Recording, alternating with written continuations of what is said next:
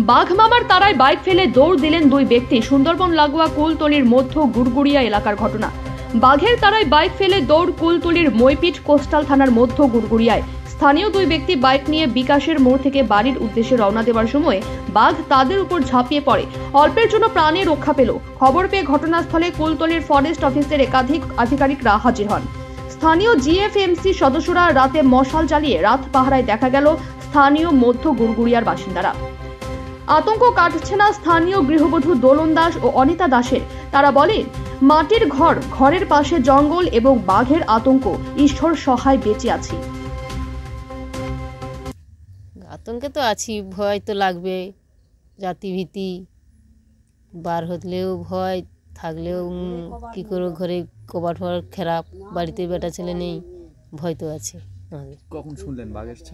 বাঘ এসে 7টার দিকে শুনেছি, 7:30। দুজন লোক বাইক নিয়ে যাচ্ছে, ওদেরই সামনে পড়েছে আর কি। ওরা লাফ করে পড়ে গেছে বাঘ, ওরাই চিৎকার করে পড়ে যাচ্ছে, বাঘ পার হয়েছে। বাঘ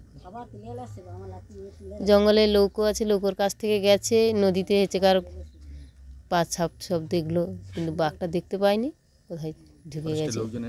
হ্যাঁ, কি বলছে ফরেস্টের লোক? বাঘ আছে আগে বলছিল তো আছে, তারপরে এখন কি জানা যায়নি, দেখতে পায়নি বাঘ।